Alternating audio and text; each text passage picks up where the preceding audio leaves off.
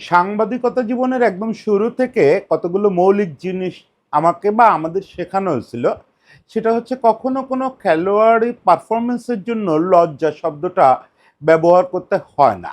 মাঠের খারাপ পারফরমেন্স, এটার জন্য লজ্জা বলা যাবে না।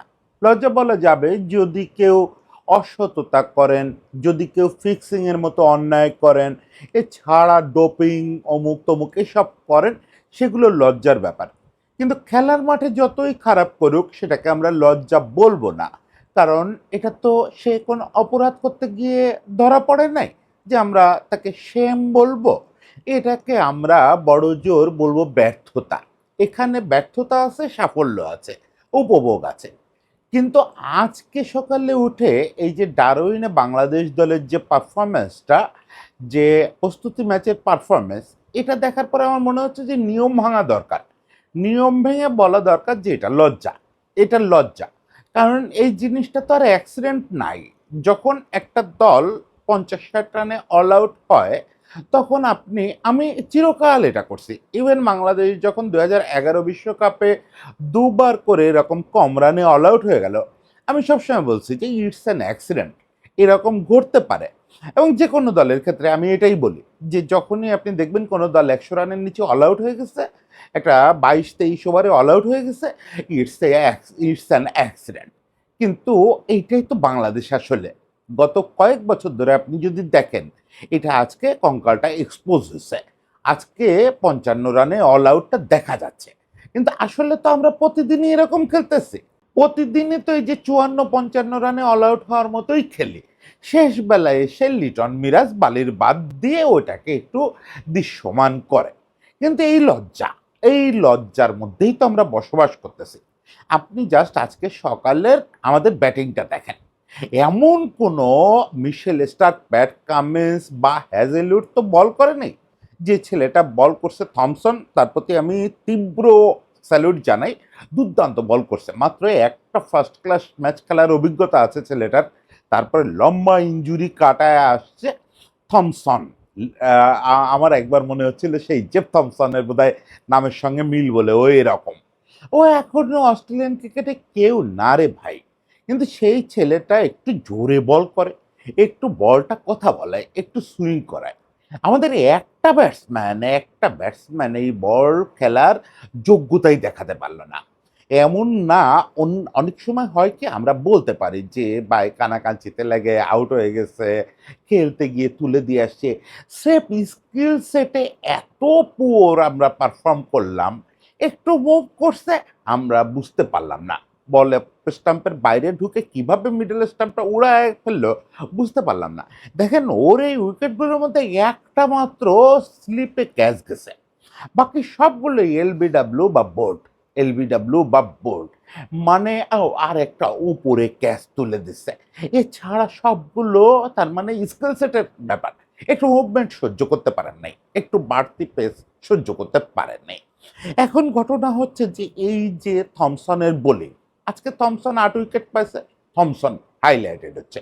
কিন্তু আজকে থমসন, কালকে অমুক, পরশুদিন তমুক, এভাবেই তো আমরা চলতেছি। আপনার স্কিল সেট যদি রেগুলার এরকম মাঠে ওপেন হতে থাকে, তখন আপনি লজ্জা না বললে কিভাবে বেরোবেন? আপনি বলতে পারেন কই স্কিল সেট রোজ ওপেন হয় কই? আমরা তো এই গত 2-3 বছর পাকিস্তানের বিপক্ষে পাকিস্তানরে হোয়াইট ওয়াশ করছি, ওদের ওখানে গিয়ে হোয়াইট ওয়াশ করছি। আমরা রান না করলে তো এটা হয় নাই। কিন্তু বাইরে এই ঘটনাটাই ঘটতেছে। ওই যে বললাম বালির বাঁধের কারণে আমরা দেখতে পাই না। আমরা কি দেখি? আমাদের ব্যাটিংটা কিভাবে হয়? আমরা জানি যে আমাদের ওপেনাররা রান করবেন না। তাহলে কেন তারা ব্যাট করে আমরা জানি না। তাহলে তাসকিন আর নাহিদ রানা বা এরকম কাউরে ওপেন করতে পাঠায় দেন। তাও তো একটু বাড়তি বোলার খেলানো যায়। ওকে, জোকস অ্যাপার্ট। ওই ওপেনিং থেকে রান আসেই না, আসবেই না। এটা একদম প্রতিজ্ঞা। টপ অর্ডার থেকে, মিডল অর্ডার থেকে আপনি বিচ্ছিন্নভাবে কোনোদিন মুমিনুল, কোনোদিন মুশফিক মাঝে মাঝেই একটা মোটামুটি ইনিংস খেলবে। মুশফিক খেললে লং ইনিংস খেলে, আর না হয় শান্ত একটা ইনিংস খেলবে। এ তিনজন হচ্ছে খুব কপাল ভরসা। কোন দিন খেলে ফেলবে কেউ জানে না। খুব দ্রুত ওই যে 6 উইকেট পড়ে যাবে, 5 উইকেট পড়ে যাবে। তারপরে সিনারিওটা হচ্ছে ওই দুটো ছেলে মিরাজ আর লিটন সারাদিন অক্লান্ত ব্যাটিং করে আপনারে মনে করাবে যে একটা 350 রান পুঁজি দিতে পারছেন 400 রানের, ওইটা নিয়ে বোলাররা জান দেওয়া বোলিং করে আপনাকে রেজাল্ট এনে দিবে। এই অলৌকিকতা, এই মিরাকল, এই বালির বাঁধ, এটা কি রোজ কাজ করে? কোয়ালিটি বোলিং এর এগেইনস্টে এটা কাজ করবে? করবে না। কেন করবে না? আপনার টপ অর্ডারের যে কাজ, টপ অর্ডারের রান করাই তো একমাত্র কাজ না। বলে শাইন নষ্ট করা, বলে মুভমেন্টের টাইম পাস করা, বলে মুভমেন্ট খেলার জন্য বা বাড়তি পেস খেলার জন্য যে যোগ্যতা থাকার কথা, ওটা তো টপ অর্ডারের থাকবে। ওটা তো প্রত্যেকের থাকবে না, একই লেভেলে থাকবে না। থাকতে তো হবেই, টেস্ট খেলতে গেলে কিছুটা তো থাকতে হবে আপনাকে। কিন্তু মেইনলি এই জিনিসগুলো সামলায় আসবে কারা? টপ অর্ডার, 2 ওপেনার, 3-4 এরা। এরা বলটা পুরনো করে দিয়ে আসবে। 22 ওভারে আজকে আমরা অল আউট হয়েছি। 22 ওভারে তো ওপেনাররাই ফিরে আসার কথা না। তখনও পর্যন্ত বল চকচক করতেছে, বল দুপাশে সমানে সাপের মতো দুলতেছে, প্রচণ্ড গতিতে ঢুকতেছে। এই অবস্থায় আপনি যদি প্রতিদিন আশা করেন যে ওই বলের ওই লেথাল বলটা প্রতিদিন 6-7 নাম্বার বা 5-6 নাম্বার খেলতে পারবে, it's not fair, it's not fair. এটা হয় না। এটা আমাদের এই সাবকন্টিনেন্টে হয় কেন? সাবকন্টিনেন্টে এরা যাইতে যাইতেই বল অলরেডি ডেড হয়ে যায়। ওই বল আর তেমন কিছু করতে পারে না। কিন্তু আপনি গেছেন সেনা কান্ট্রিতে খেলতে। ওখানে যদি আপনার টপ অর্ডার বলের একটুও মেরুদণ্ড ভেঙে দিয়ে না আসে, বলের শাইন নষ্ট না করে আসে, তাহলে আপনার মিডল অর্ডার, ওই লোয়ার মিডল অর্ডার থেকে রান আসবে না।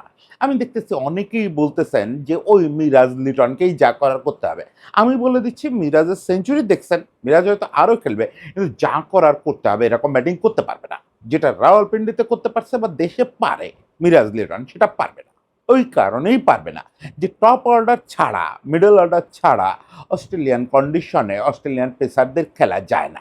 ওদের ওই কাজটা করে দিয়ে আসতেই হবে। তুমি রান ধরো সারাদিনে করলা 13 রান, কিন্তু তোমার মূল ডিউটিটা এটা হওয়া উচিত, যদি তোমার ভরসাটা এই থাকে যে আমার লোয়ার মিডল অর্ডার বা মিডল অর্ডার রান করবে, আমি রান করব না, কিন্তু তাদের ওই মঞ্চটা তৈরি করে দিয়ে আসতে হবে। বলটাকে একটু পুরনো মানায় দিয়ে আসতে হবে, বোলারদের একটু ক্লান্ত করে দিয়ে আসতে হবে, যাতে তারা পূর্ণ রিদমে ওই মিডল অর্ডার, লোয়ার মিডল অর্ডারদের বল করতে না পারে। এটুকু যোগ্যতাও যদি না থাকে, মানে নিজের কাজটা করার যোগ্যতা না, আমি বলতেছি অন্যের জন্য একটু মঞ্চ মানায় দিয়ে আসার যোগ্যতাও যদি আমাদের না থাকে, তাহলে আসলে লজ্জা পাওয়া ছাড়া কোনো উপায় নাই। আজকে থমসন রে আমি আবারও বলি, বাচ্চা ছেলে, ওর বোলিং দেখে আমার খুবই ভালো লাগছে, খুবই ভালো লাগছে। এত ছন্দময় বোলিং, এত ছন্দময় বোলিং, এবং আমার ধারণা ও অনেক দূর যাবে।